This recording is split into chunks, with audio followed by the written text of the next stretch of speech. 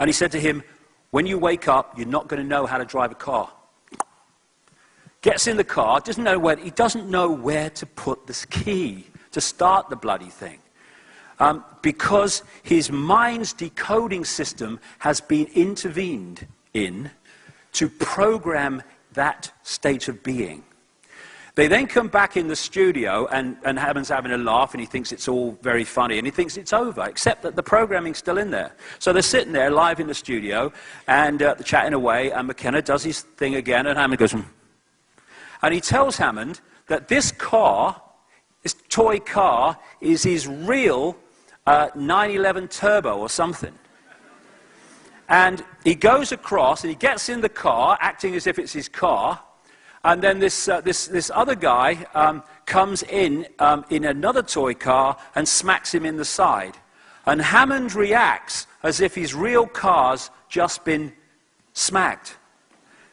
That's the power that you can program the body computer with, and that's what's happening to the human race all the time. We are, those that are not waking up, we are in a hypnotic trance. And that's why people can't see the bloody obvious. Try telling Richard Hammond that wasn't his real car. When you're in a hypnotic stage show, and I've been to many researching this, try telling the guy that he's not seeing an elephant in the audience. As Voltaire said, so long as the people do not care to exercise their freedom, those who wish to tyrannize will do so, for tyrants are active and ardent, and will devote themselves in the name of any number of gods, religious or otherwise, to put shackles upon sleeping men.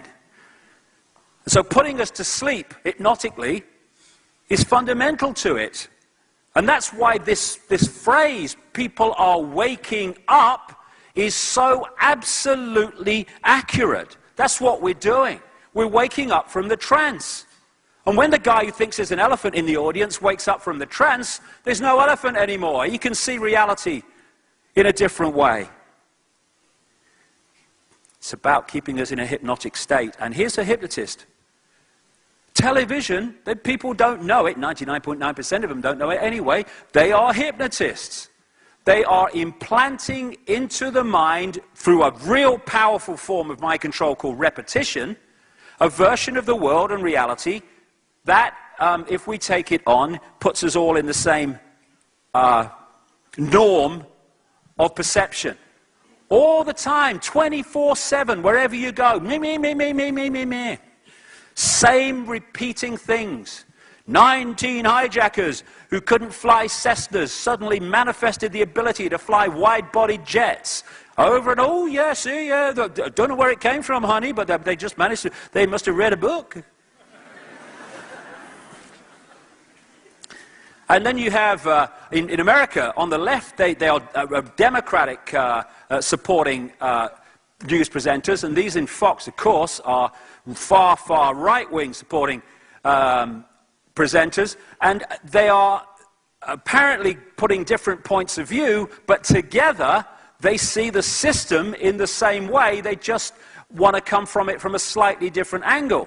And that is constantly mind-controlling the body computer to believe that there are sides in the world and there are differences and stuff, and take us away from the understanding that behind it all, there's one force manipulating through all sides. Then you've got people like Jon Stewart. Some of his shows are very funny, and this guy, Bill Maher. These are perceived to be, I call them steam whistles. You let off a bit of steam and frustration because they have fun and satirize the political system, but only to a point. So he'll satirize, but as soon as he gets someone in the studio, like Tony Blair a few months ago, he basically licks his backside instead of asking serious questions, which he's asking when the guy isn't there. Come on.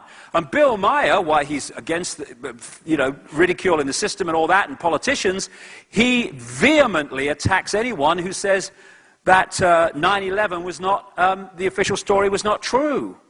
And so all these different forms and media of all different kinds, and sometimes they seem to be different, are all selling you basically the same belief system on the way the system works.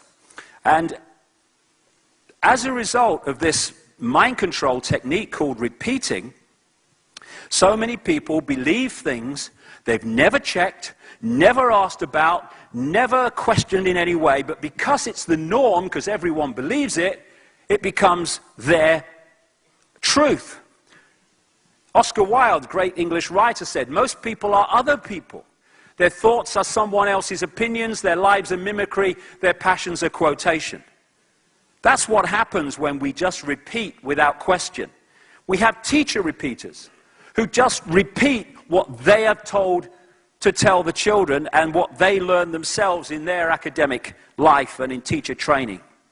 We have doctor repeaters that just repeat what the drug companies tell them and what they learned at medical schools. Medical schools can, well, I'll perhaps even be right the first time. Medical schools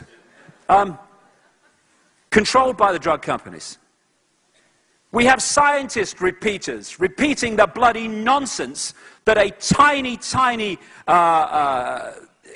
greenhouse gas called carbon dioxide from human form somehow is transforming the bloody climate of the planet. Repeat, repeat, repeat.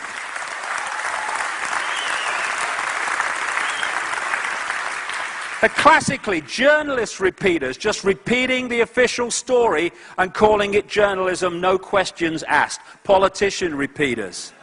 I love this one. They've been bent over for so long they think it's standing up. Politician repeaters. I mean, you question politicians about climate change. You know, have you ever done any research into it? No, but it's what the scientists say. So we're passing this legislation. You ever thought about checking it? No. Repeaters, repeaters, repeaters. And then we have people repeaters who take it from these sources and then repeat it among themselves. And then if someone challenges that repetition version of reality, they get ridiculed and condemned for the crime of being different. And a few people can't control the world. It's a piece of cake, given the way things are. And this is why the authorities want to stop people talking publicly in ways that are at odds with the mainstream belief of repeating. This is why so-called visionaries have always been seen as dangerous by the authority of the day, because they're offering another possibility of reality that is at odds with the one reality that tyrannies and dictators always want the public to believe. So all these sources are constantly programming the body computer, the mind, with the version of reality that the system wants, and therefore giving us this false identity that keeps us in servitude. As this man said, we see things not as they are, but as we are. Because as we are dictates how we decode reality and therefore perceive experience. The mind sees everything in terms of division. So when we're in mind, we're in a society of division. When we are in the now, consciousness, that sees everything as one, because that's what consciousness is. The infinite I. So who do we think we are? We think we're humans. But who are we? We are consciousness. And to perceive reality and live our lives from those two perspectives brings a dramatic difference in the way we see ourselves and life. Okay, move along. Where are we? We're in a virtual reality universe, which only exists in our head in the physical sense that we perceive. We are decoding vibrational and electrical information into this apparently physical world that only exists in this form in our heads. One level it's digital, and like I say, electrical signals decoded by our brain. So that's where this world actually resides. And it's understandable. I'm standing here now, and everything seems to be outside of me. Everything seems to be out there, but that's an optical illusion. Everything is not out there, it's in here in terms of the physical world. It is within us, everything is within us. So this age-old line that goes right the way back through the ages, what we call the ages, to go within, is a stunningly accurate truth. Because this in to program that state of being.